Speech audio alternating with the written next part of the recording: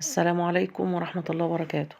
إن شاء الله النهاردة هاعمل لكم حمص الشام بطريقة المحلات وبطريقة سهلة وبسيطة وأجمل بكتير من اللي هتشتريه من برّه، وإن شاء الله يعجب أولادِك.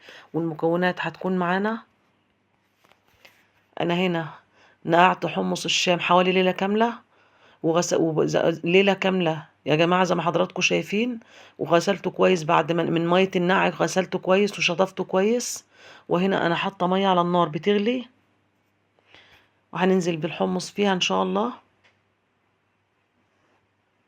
وهنسيبه يغلي حوالي 10 دقايق قبل ما نحط عليه أي مكونات. وهنا بعد ما غلي حوالي 10 دقايق هانزل عليه طماطمتين أنا ضرباهم كويس،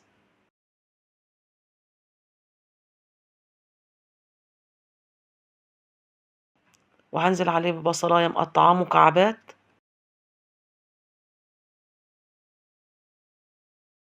وهانزل عليه بنص معلقة توم مهروس،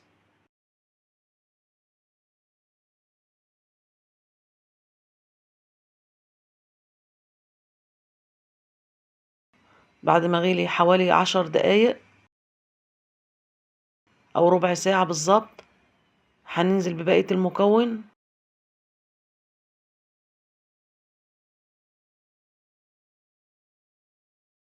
معانا معلقة كمون خام، ومعانا معلقة بابريكا، وطبعًا دُولة مكونات أساسية في الحمص الشام يا جماعة.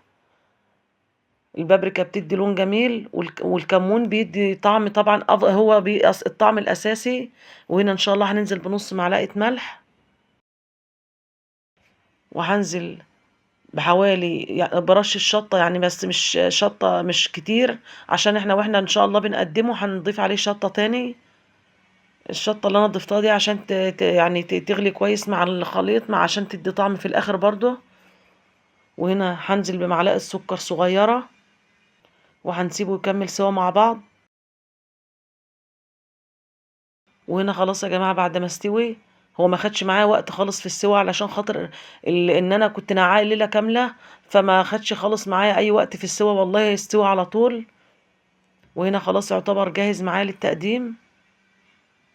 بسم الله ما شاء الله على ريحته على جماله، ريحته روعة بجد. وإن شاء الله هنبدأ نقدمه مع بعض.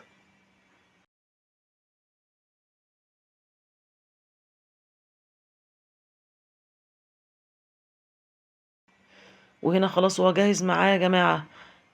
خلاص بعد ما غرفته في الكوبايات، إن شاء الله هنضيف عليه عصير الليمون. بصوا الجمال، اللهم بارك، بسم الله ما شاء الله.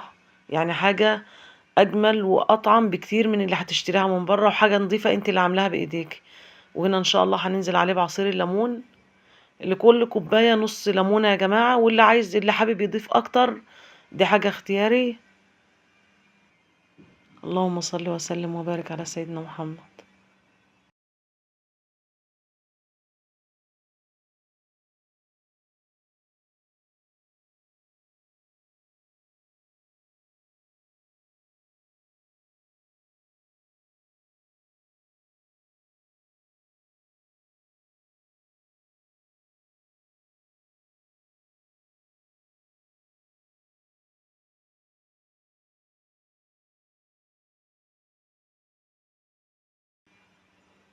هو ما خدش معايا أي وقت والله خالص يا جماعة، يعني بسم الله ما شاء الله، والله يستوي معايا بسرعة والمكونات بتاعته سهلة وبسيطة، وفي كل بيت من بيوتنا. يعني هتعملي لولادِك اللي هُم بيحبوه. وهنا هننزل بالشطة، زي ما قُلت لكم أنا ضِفت حاجة بسيطة معاه وهو بيستوي. وهنا هننزل بقى بالكمية اللي إحنا حابينها، كل واحد حسب ما هو بيحب الشطة تكون قد إيه. وإن شاء الله هنقلِّب المكونات كويس مع بعض بالليمون بالشطة. وكده هو جاهز معانا للأكل يا جماعة. بسم الله ما شاء الله، يعني تحفة، ريحة وطعم جميل جدًا، وهيعجبِك وهيعجب أولادِك، وأجمل بكتير من اللي هتشتريه من برّه والله.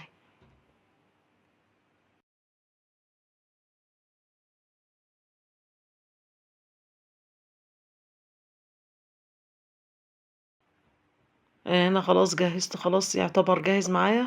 وهنا هنزيّن معانا الكوبايات. بشرايح ليمون. هتبقى بالمنظر ده زي ما حضراتكم شايفين كده، حاجة بسم الله ما شاء الله اللهم بارك، جميلة جدًا، وبألف هنا وشفا، بألف هنا وشفا يا جماعة. يعني يا رب إن شاء الله يكون الفيديو عجبكم، ولو الفيديو عجبكم ما تنسوش الاشتراك في القناة، وما تنسوش اللايك، وما تنسوش تفعلوا زر الجرس عشان يوصل لكم كل جديد، وما تنسوش تشيروا الفيديو عشان أكبر قدر من الناس يستفاد منه بإذن الله. وإن شاء الله أعمل لكم فيديوهات تانية جاية كتير بإذن الله. ودمتم في أمان الله، والسلام عليكم ورحمة الله وبركاته.